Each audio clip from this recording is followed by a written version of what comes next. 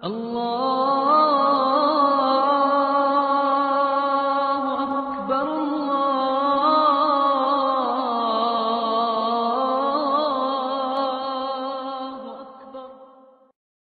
جابر رضی اللہ تعالیٰ عنہ فرماتے ہیں کہ رسول کریم صلی اللہ علیہ وآلہ وسلم نے ارشاد فرمایا، اللہ اکبر، دیکھیے کہیں کہا گیا کالا کالا نبی صلی اللہ علیہ وسلم، کہا گیا کالا کالا رسول اللہ صلی اللہ علیہ وسلم، کہیں کہا گیا کالا کالا ابو القاسم صلی اللہ علیہ وسلم، کیسے رنگ ہیں۔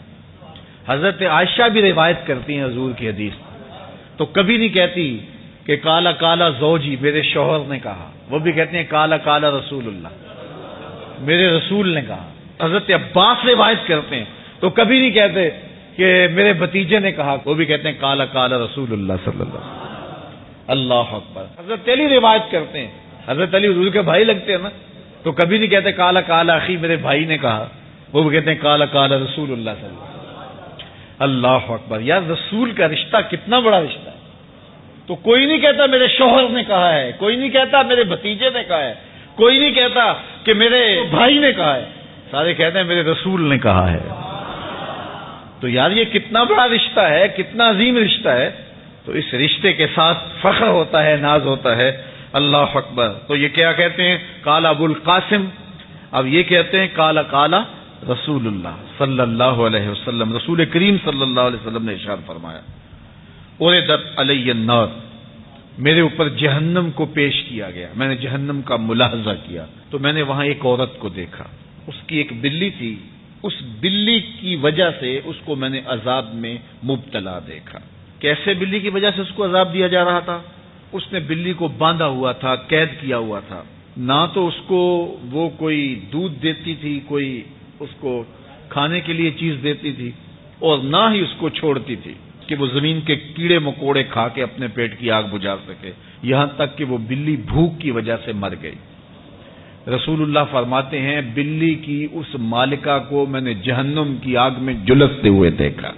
اور عمر بن عامر الخزائی، بنو خزاعہ کا شخص عمر، اس کو میں نے دیکھا اپنی انتڑیوں کو جہنم کی آگ میں دھکیل رہا ہے، اس کی انتڑیاں نکلی ہوئی ہیں اور جہنم کی آگ میں گھسیٹتی ہوئی اس کی انتڑیاں جا رہی ہیں۔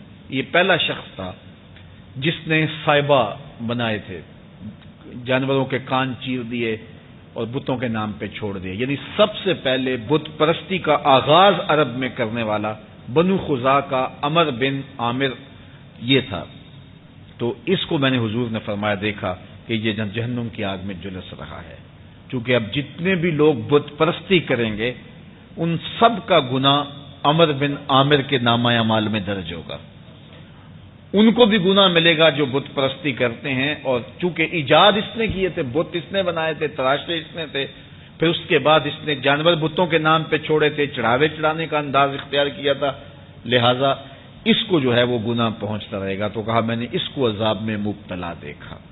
تو اگر خیر کی بنیاد رکھو گے نیکیاں ملتی رہیں گی، کھاتے کبھی بھی کلوز نہیں ہوں گے، اور اگر برائی کی بنیاد رکھو گے قیامت تک اس برائی پر جو عمل کرتے رہیں گے اس کا گناہ بھی کھاتے میں پڑتا رہے گا۔ اللہ اکبر۔ تو ہمیں اچھائی کی طرح ڈالنی چاہیے، نیکی کی طرح ڈالنی چاہیے۔ آقا کریم علیہ الصلوۃ والسلام نے ایک موقع پر فنڈ مانگا تو ایک شخص نے اٹھ کر کے پیش کیا، تو جب اس نے پیش کیا تو اس کے دیکھا دیکھی دوسرے بھی کھڑے ہو گئے، دوسرے بھی پیش کرنے لگے، بعض کا سارے خاموش ہوتے ہیں، کوئی ہمت نہیں کرتا، تو ایک کھڑا ہوا تو اس کو دیکھ کے دوسرے بھی کھڑے ہو گئے۔ تب حضور نے فرمایا تھا من سنّا فی الاسلام سنۃ حسنۃ فلہ اجرھا، جس نے اسلام میں کوئی اچھا طریقہ رائج کیا اس کو اس کا اجر ملے گا، اور پھر اس کی دیکھا دیکھی جس نے بھی کوئی اچھا کام کیا اس کا اجر بھی اس کے اجر کی کمی کے بغیر اس کے کھاتے میں بھی داخل ہوتا رہے۔